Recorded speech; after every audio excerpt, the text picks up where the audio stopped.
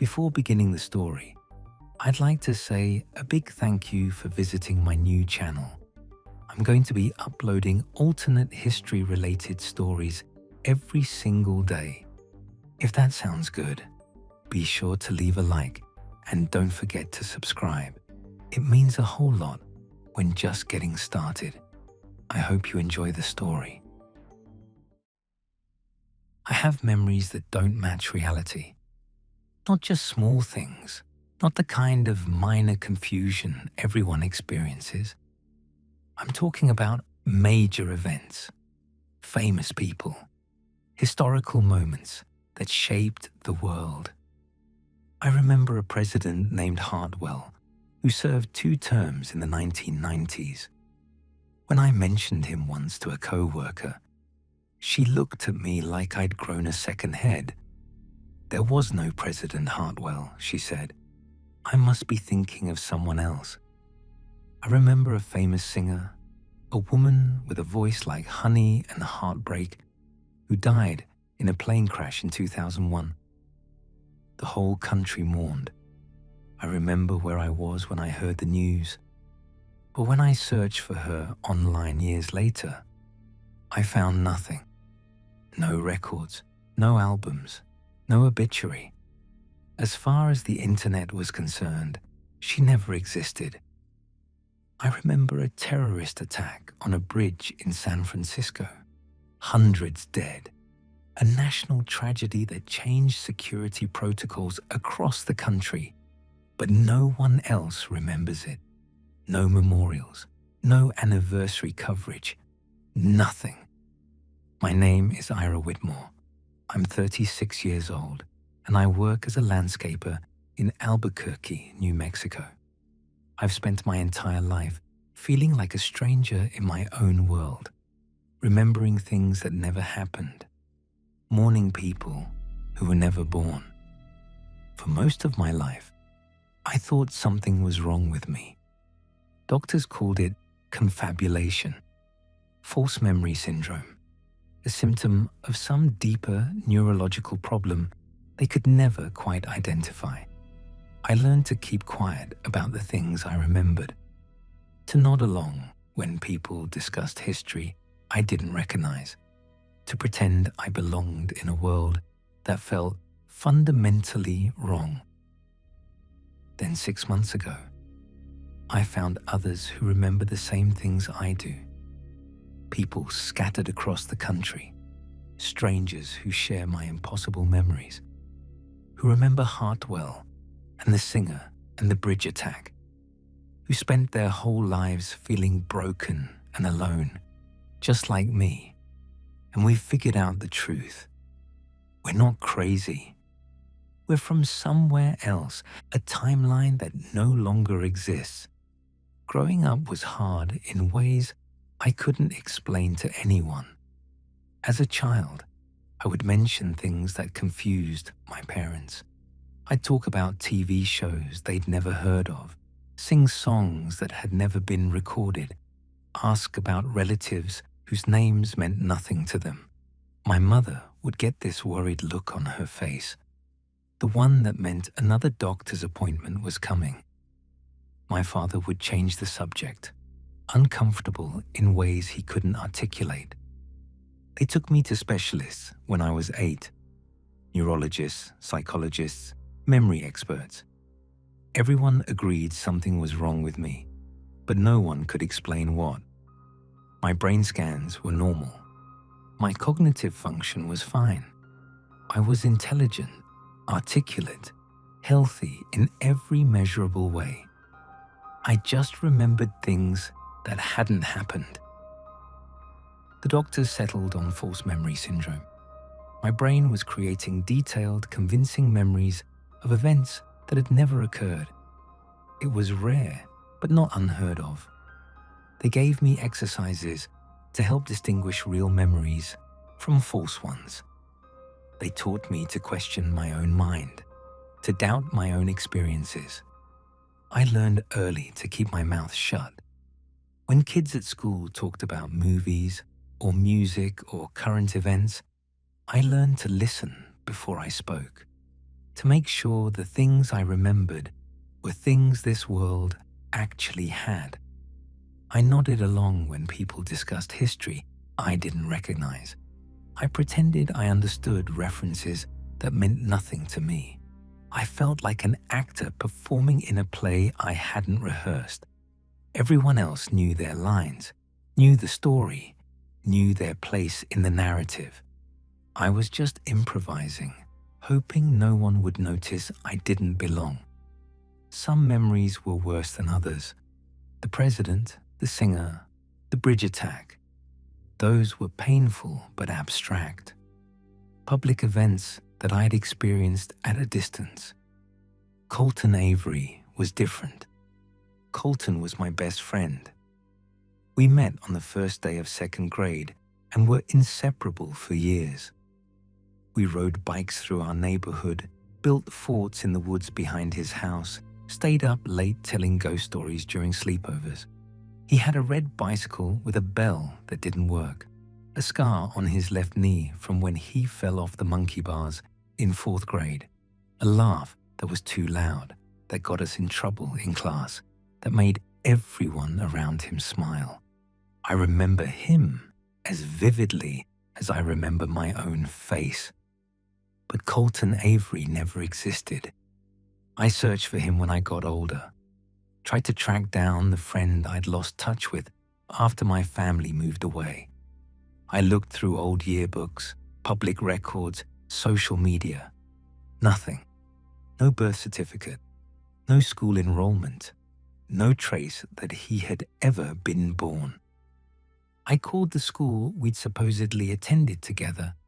They had no record of any student named Colton Avery. I drove to the neighborhood where he'd lived, where I remembered playing in his backyard, eating dinner at his family's table. The house was there, but the people living in it had been there for 40 years. They'd never heard of any family named Avery. My best friend, the person I'd shared my childhood with, had never existed. And I was the only person in the world who remembered him. For most of my life, I believed the doctors. I accepted that my brain was broken, that my memories were fabrications, elaborate fictions my mind had constructed for reasons no one could explain. I took medication. I went to therapy. I learned coping strategies for living with a condition that had no name and no cure. I tried to build a life in a world that felt like someone else's dream. I got a job, made acquaintances I couldn't quite call friends, went through the motions of normal existence. But I always felt like an imposter, like I was wearing someone else's life and waiting to be caught. Then, 6 months ago, I found the forum. I don't even remember what I was searching for. Something about false memories, probably. One of my late-night spirals into trying to understand what was wrong with me. The forum was buried deep in the results. No links from major sites, no advertising, just a plain page with a simple name and a description that made my heart stop. For those who remember a world that doesn't exist. I thought it was a role-playing game at first, some kind of creative writing exercise where people invented fake histories and pretended they were real. Then I saw someone mention President Hardwell. The more I read, the more my hands shook.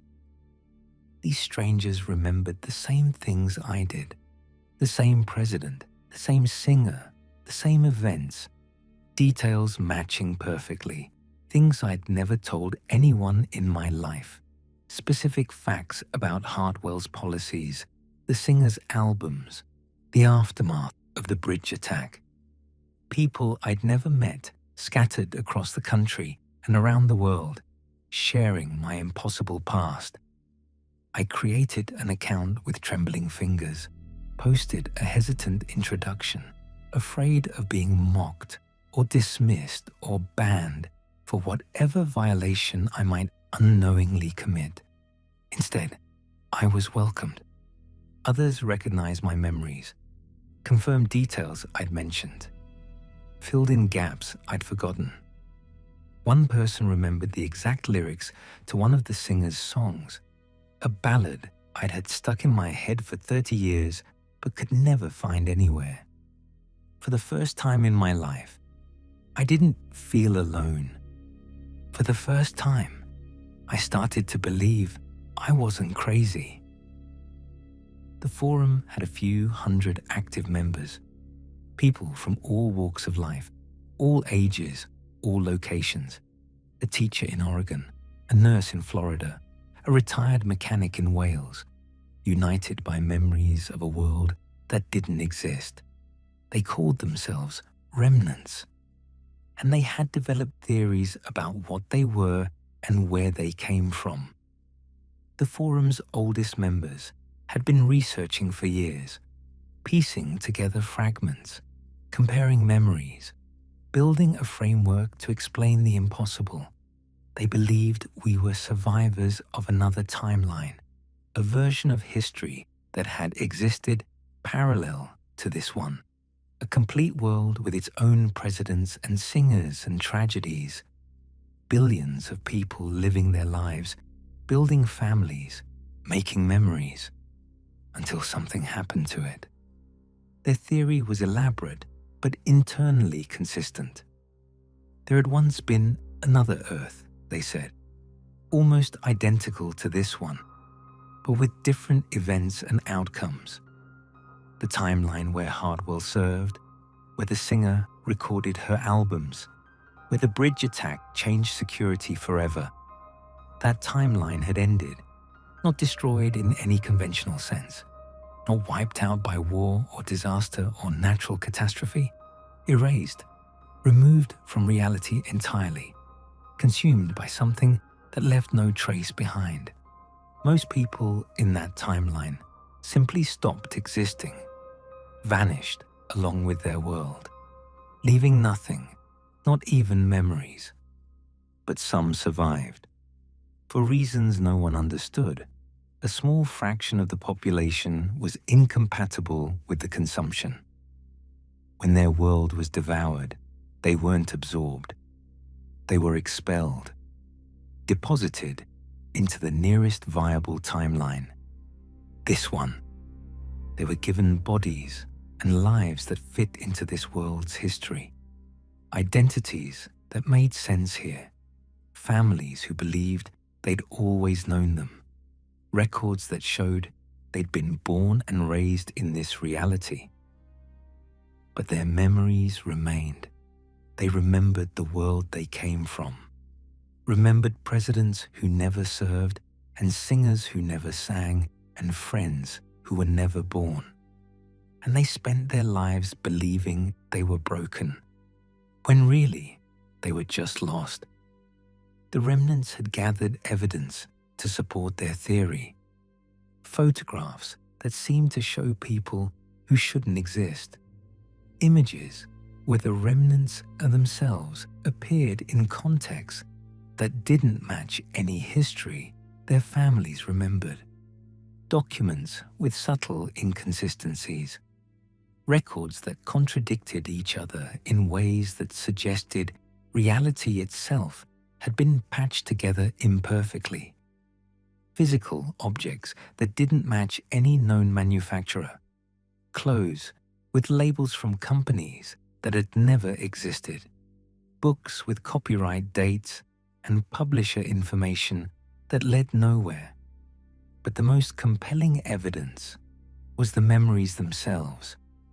Hundreds of people independently remembering the same impossible things, details matching with precision that couldn't be coincidence, events that aligned, timelines that corresponded, a shared history that was too consistent and too detailed to be fabrication. We weren't making this up. We weren't suffering from some mass delusion. We were remembering a world that had been real, a world that had been taken from us. A month ago, the forum organized a real-world meeting, a gathering of remnants in a rented conference room in Denver, a chance to meet face-to-face, to confirm that the people behind the usernames were real, to share our experiences without the distance of screens and keyboards. I almost didn't go. Part of me was terrified that in person, the connections would fall apart, that we'd realize we weren't really remembering the same things, that the sense of belonging I'd found would dissolve, leaving me alone again. But I bought the plane ticket anyway. I needed to know. The meeting was the most profound experience of my life. 30 people in a room, strangers who felt like family. We shared memories that no one else believed, cried together, laughed together, embraced people we'd never met, but somehow already knew. For the first time, I could talk openly about Colton. I described my best friend, the boy who had shaped my childhood, the person I'd spent decades mourning even though the world insisted he'd never existed. And a woman across the room started crying. Her name was Priscilla. She'd lived 2 streets away from Colton's family in the other timeline. She remembered him too. She described his laugh, too loud for quiet spaces, his red bicycle with the broken bell, the scar on his left knee from the monkey bars. Details I'd never told anyone. Details I'd kept locked inside for 30 years. Colton had been real, had lived, had existed in a world that was gone now, and someone else remembered him. I couldn't stop crying. Neither could she. We held each other like survivors of a shipwreck, clinging to proof that we weren't alone. The meeting confirmed what I desperately wanted to believe. My memories were real. The world I remembered had existed. I wasn't broken or crazy or confused. I was a survivor, and so were all of them. But the meeting also revealed something troubling. The oldest remnants, people who had been researching the longest, had gathered us together for a reason beyond simple community. They had discovered things they hadn't wanted to share on the forum, information too sensitive for electronic records that could be hacked or monitored or traced. Things about why our timeline had ended and what that meant for this one. The senior remnants shared what they'd learned in a smaller session after the main gathering. Our timeline hadn't ended naturally. It hadn't collapsed on its own, hadn't faded away from some internal instability. It had been consumed, deliberately, systematically, by something that fed on realities. They didn't know what to call it. Some used religious language, talking about devourers and cosmic entities. Others preferred scientific metaphors, describing it as a predator in an ecosystem of parallel universes. But the concept was the same. Something existed in the spaces between timelines, something vast and hungry that moved from world to world, draining them, consuming them, leaving nothing behind but void. Our world had been eaten, and we had survived only because something about us was incompatible with digestion, a quirk of consciousness, a specific pattern in our brains, something that made us indigestible.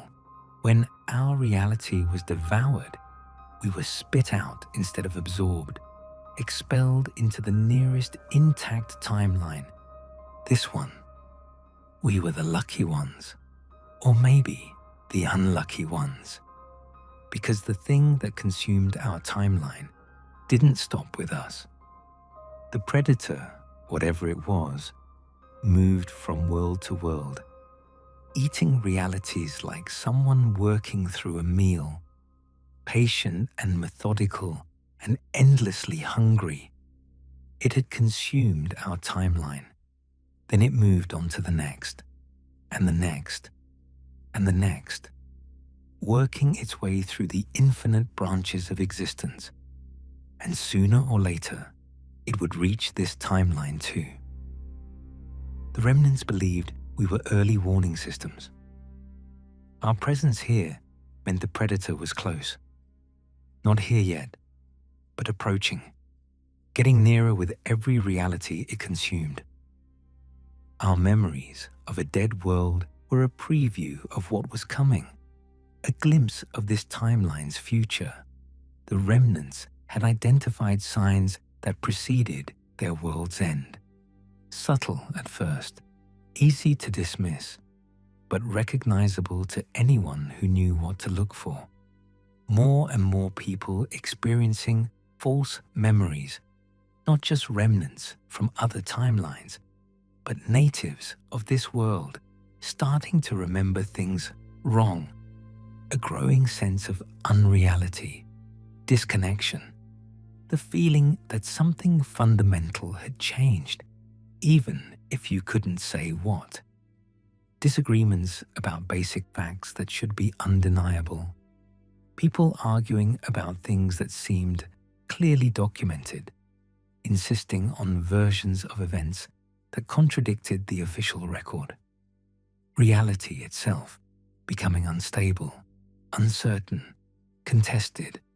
The Mandela effect, they believed, was a symptom, not of bad memory or social confusion, of the predator getting closer. When masses of people disagreed about whether it was Berenstain or Berenstain Bears, they weren't misremembering. They were feeling the edges of reality start to blur, the first vibrations of something vast approaching. The boundaries between what was and what might have been were becoming permeable, and that permeability was the beginning of the end. Since the meeting, I've been watching for signs. I didn't have to look hard. The arguments are everywhere. People insisting they remembered things differently than the official record shows. Fights breaking out over facts that should be settled, over events that should be beyond dispute. More people feeling like something is wrong with the world. Surveys showing rising rates of dissociation, of unreality, of the sense that existence has somehow shifted without anyone noticing. I see it in my daily life too. Moments of uncertainty, objects that seem different than I remember, conversations that don't quite track, references that don't land the way they should. The same progression our timeline experienced before the end. The remnants compared their memories of the collapse, compared notes on how quickly things deteriorated. It happened fast once it started. Months, maybe less, from first signs to total consumption. If the same thing was happening here, we might not have much time. But no one knew for sure. No one knew when the predator would arrive. Only that it was coming. At the end of the meeting, one of the oldest remnants proposed a theory. Maybe we hadn't survived by accident.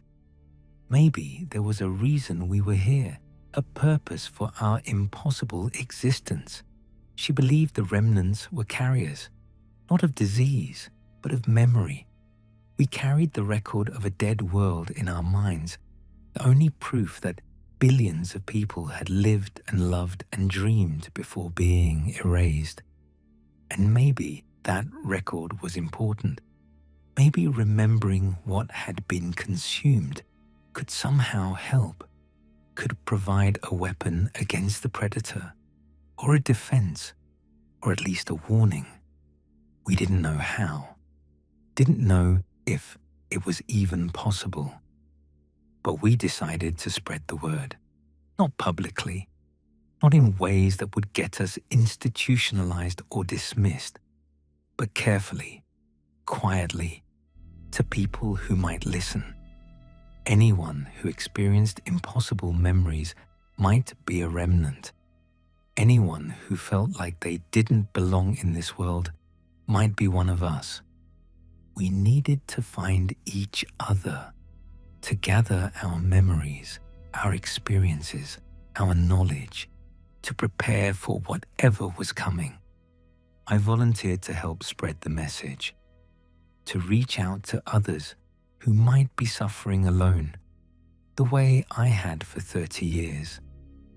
I know what it's like to believe you're broken, to doubt every memory, every experience, every piece of your own past, to feel like a stranger in your own life, acting a part you never rehearsed. If anyone else is going through that, I want them to know the truth. You're not crazy. Your memories are real. You're a survivor of something incomprehensible. And you don't have to be alone anymore. I'm sharing this story as a test, a way to find others like me. If you remember President Hartwell, the two-term leader who reshaped American politics in the 1990s, you're from the other timeline. If you remember the singer, the one with the voice like honey and heartbreak, who died in a plane crash in 2001, the one nobody in this world has ever heard of, you're one of us. If you remember the San Francisco bridge attack, the hundreds of victims, the way security changed overnight, you're a remnant. If you remember a childhood friend named Colton Avery, a boy with a red bicycle and a scar on his knee, and a laugh that was too loud for quiet spaces, you might have known him in the world we came from, before it was taken. If you've spent your whole life feeling like your memories don't match reality, like you're a stranger in your own life, like something fundamental is wrong and no one else can see it, you might be from the same place I am. The remnants are gathering, finding each other, sharing memories, preparing for what's coming. We don't know if we can stop the predator, don't know if anything can stop something that has consumed countless realities, but we're going to try. Because we're the only ones who know what's at stake, the only ones who have seen what happens when a world ends, the only ones who remember. If you're one of us, you don't have to be alone anymore. Your memories are real. Your world existed. The people you remember were born and lived and mattered. They're gone now, erased along with everything else. But we survived. And our survival might be the only thing standing between this timeline and the same fate. Do you remember a world that no one else does? Do you remember things that couldn't have happened? Do you look at the people around you sometimes and feel like they're reading from a script you've never seen? If you do, then you know the truth. You're not from here, and neither am I. We're survivors of a dead world dropped into a new one, carrying memories of everything that was lost. And now we're trying to save the world we landed in, before the predator reaches it, before the consumption begins, before this timeline goes silent like ours did. I still think about Colton sometimes, my best friend, the boy who shared my childhood, the person who was erased along with everyone else we knew. I wonder if he felt anything at the end, if he knew what was happening, if he was scared. I hope it was quick. I hope he didn't suffer. I hope somewhere, in whatever void consumed our world, some trace of him remains. And I hope that by remembering him, by carrying him in my mind across the barrier between timelines, I'm keeping something of him alive. That's what we do, the remnants. We remember. We carry the dead worlds inside us, and we fight to make sure this world doesn't join them. If you're one of us, find us. The forum is still there, hidden in the corners of the internet. We're waiting for you. Your memories matter. Your survival matters. And together, maybe we can matter enough to make a difference before it's too late.